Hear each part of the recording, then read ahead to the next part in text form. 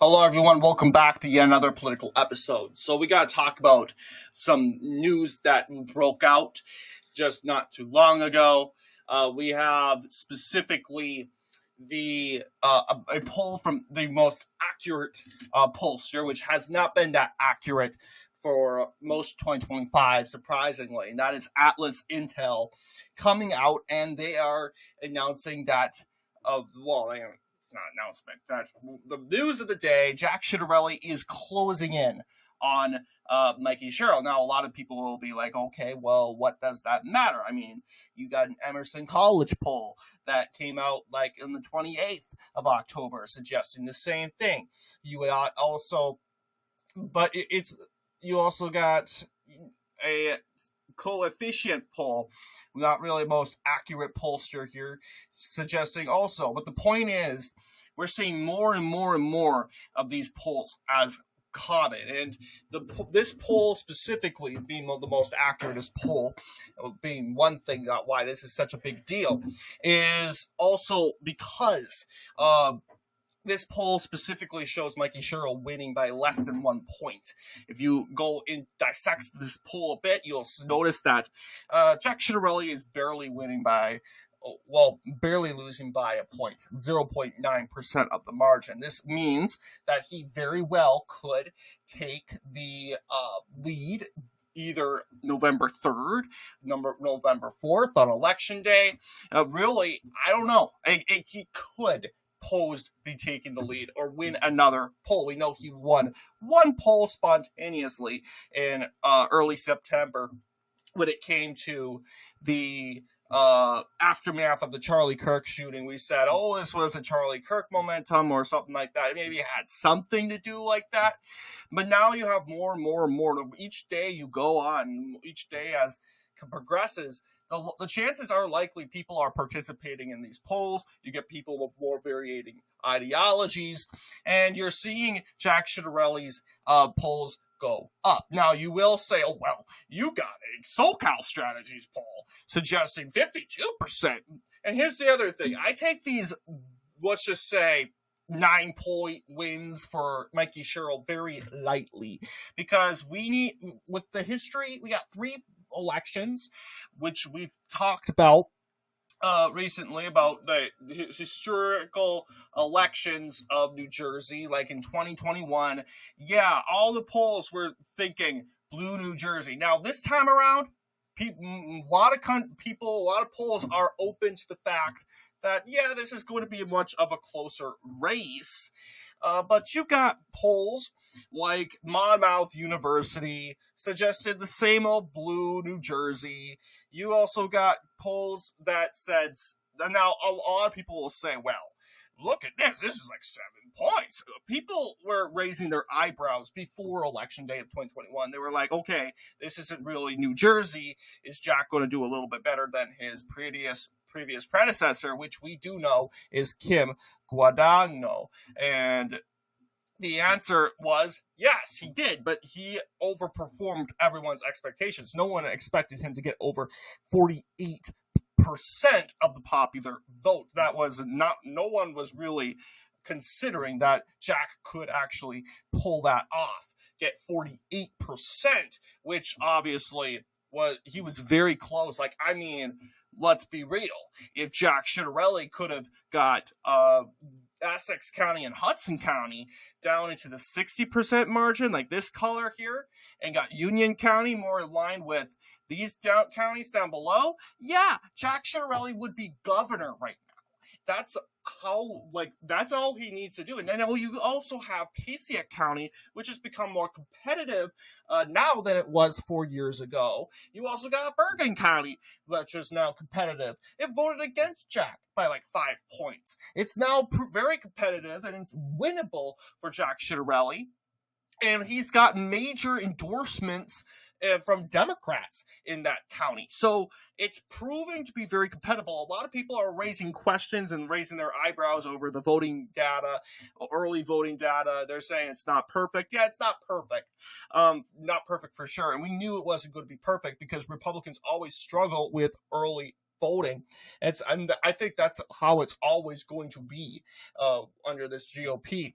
But when it comes to, let's just say, the context, it's about who shows up on election day, and we'll say, hey, look, we have the momentum, we have the issues. A lot of people are saying affordability. 65% of New Jerseyans say affordability is the number one issue in the state race. Okay, that should, if common sense prevails in New Jersey on Tuesday, if that is true, Jack Ciattarelli would be elected governor. But we do know that, we don't live in a world of common sense. Every day, our world gets less sane as we go on. And we do realize, there are people in New Jersey. New Jersey elected probably the worst vice president in history to be the president of the United States. So we know what we're dealing with. Does this mean they're going to elect someone like Mikie, who's honestly way worse than Phil Murphy? Does that mean they're going to elect her? Not necessarily. I mean, they learned the hard way with, let's just say they learned the hard way with Phil Murphy. No one really knew at the time around the country that Phil Murphy was that unpopular until after he lost. I wouldn't say he lost. He won by the tiniest margin of margins. No one really knew that that was going to be the case. And and he ultimately, now we have polls saying that Phil Murphy is more unpopular than Donald Trump is in the state, and that is not good for Democrats. And you look at someone like Mikie Sherrill, who is basically unhinged. She goes around, she's suggesting that Jack Ciattarelli killed people, like he's a homicidal psychopath running around killing people. She was really hinting towards his company, which he runs a health firm. But saying that on the debate stage with saying, oh, he's killed people, blah blah blah blah blah, it doesn't sound good. It makes you sound crazy. Okay, he's killed people, and it shows that you're weak. You have absolutely nothing. You go as far as saying, jumping to the accusations that you're a murderer, you're a homicidal maniac. Abigail Spanberger did the same thing. Winsome Earl Shears, I don't know if it was Winsome Shears, or it was some other guy, or something, probably, yeah, I think it was Shears. You killed people. He said you wanted to kill people. Okay. It's different with Jay Jones because we got the receipt. We have the texts in hand, but you don't have the receipt. Mikie Sherrill showed up without a receipt at that debate. She also went as far as suggesting that MLK was a bad person, suggesting that Charlie Kirk, making up fake, out of context statements that Charlie Kirk was saying that MLK was a very bad person. We know that is 100% false. And yeah, this is what you want for governor of New Jersey. This is what you want. And just look at the endorsements. Jack has a very broad coalition. Okay? Very broad. And that broad coalition comes from Democrats, Republicans, Catholics, Jews, Orthodox, all these different peoples. Okay? You got all these different congressmen. This list seems to be growing every single day. You got the Lakewood VOD officially making their endorsement. We covered that in our previous video. You got the New Era Democrats coming out and voting to endorse Jack Ciattarelli. And you also have a write-in endorsement. A write-in endorsement from the Green Party of New Jersey by Lily Benavides. And here's the thing. I don't think Benavides is going to even take a percentage point. Let's be honest. She is a write-in candidate. And I mean, she has the endorsement of the Green Party of New Jersey. She's a write-in, so really she won't be on the ballot. You got to write her in. But, I mean, this shows that there are some far-left lunatics that are not happy with Mikie Sherrill. They rather either A, set this one out, B, stomach it, and vote for Sherrill, or B, probably write in a communist. That's probably write in Zoran Mandami. Like, he's going to have an impact. Well, here's the thing. Yeah, Zoran Mandami is the governor of New Jersey if Sherrill wins. It's that obvious because we do know that Mandami, his impact and his leadership is going to be impacted across the metro of New York City, and that includes parts of New Jersey, mostly northern New Jersey. So his leadership will be determined there. Mikie Sherrill's just a distraction. She's just the puppet. But yes, I do think that I am not yet ready to say which way I think this race is going. I think it's a pure toss-up right now. And that's what a lot of sources are coming out and saying. It's a toss-up. Despite some networks, the predictions still saying it's leaning Democrat, leaning Democrat, leaning Democrat, leaning Democrat, likely Democrat, likely Democrat. I think that's just a very, very unintelligent. Like, I would imagine it would stay like this. Who knows? I keep bringing it up. It just boggles my mind. I don't know what the network was thinking, if they misinterpreted it wrong, but I just cannot stop talking about Georgia, which happened almost a year ago. The state of Georgia, on election day, folks, Donald Trump looked poised to carry the state of Georgia as early voting, as well as turnout, and of course, the finance. We do know campaign fundraising. And what does this source say? The source, clearly biased, says CNN analysis suggests it's going to be a likely Kamala Harris flip. That is bold. Now, I mean, look at this. The Economist, 538, Inside Elections, NBC, CNN, Decision Desk, and Cook Political Report. Respect them. They had it tossed up. So Buddha's crystal ball, they're technically right. It would have been more likely that Donald Trump would have flipped it in a likely Republican landslide than a likely Democrat. And we do know, I've talked about it last year, like, the way the African-American vote was going last year was not in favor of Democrats. And if it was going to be likely Democrat, then African-Americans would probably back Kamala by 98%. And we know that would never, ever happen. So, yeah, obviously this was bold. They got this out of a compost bin.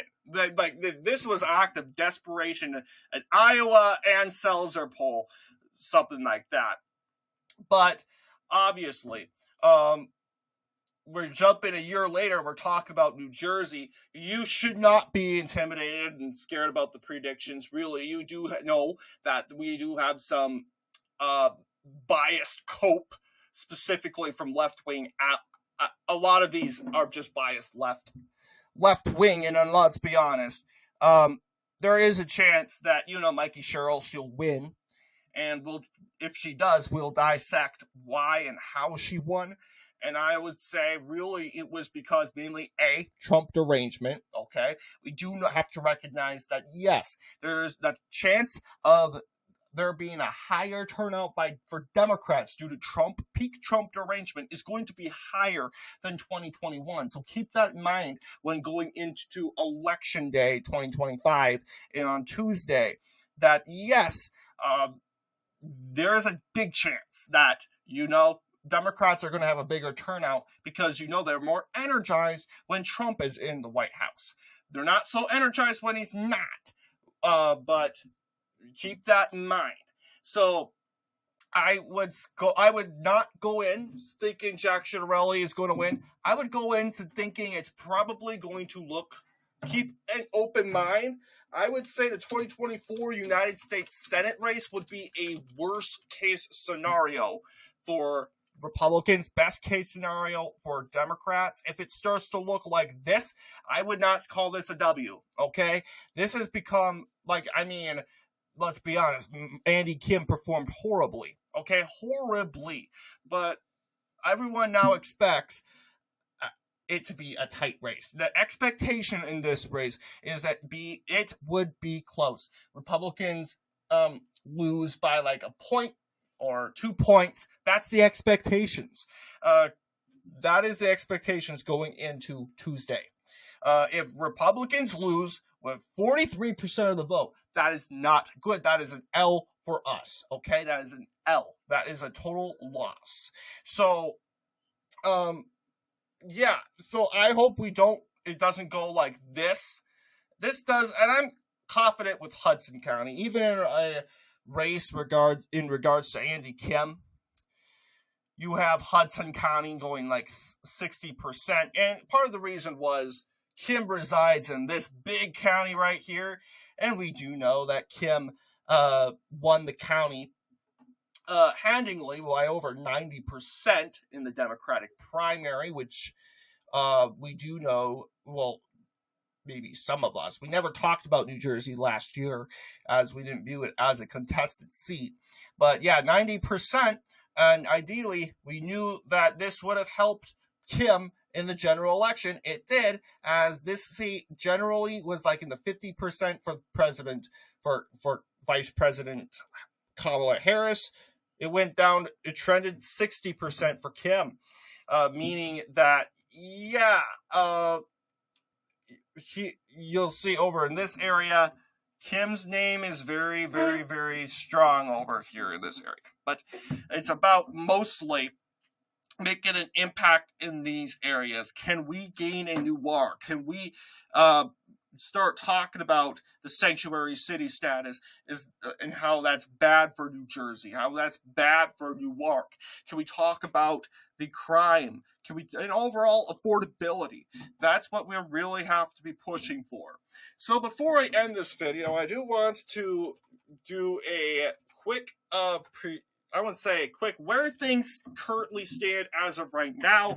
Now, I am leaning into the map that we've always been having, okay, on this channel, and that is the 9-county map for 9-county count for Mikie Sherrill, and the 13-county count for Jack Ciattarelli.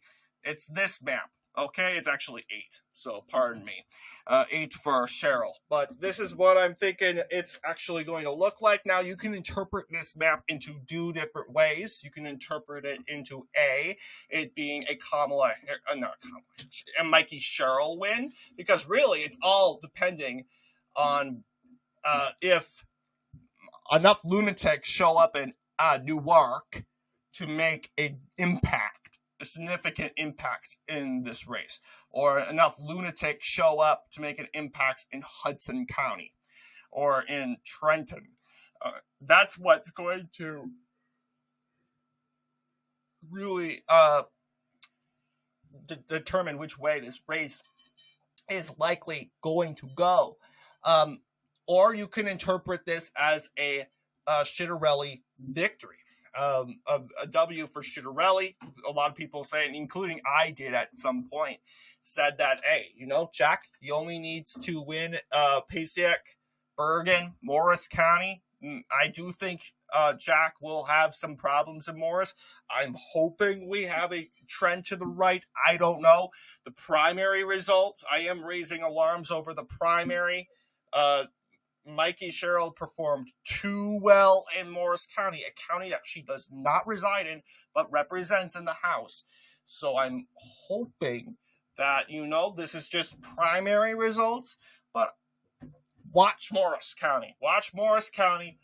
Keep an eye on this county. This is a county that does go Democratic. It went for Cory Booker and Joe Biden in 2020. This county very well can return to the Democrats. So keep an eye. And also keep an eye on the South.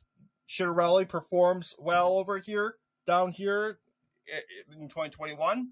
If we can get this into a solid Republican margin, that also increases Jack's chances. So anyway, what do you guys think in regards to this video? Let me know down below. And as always, I'll see you all in the next political episode.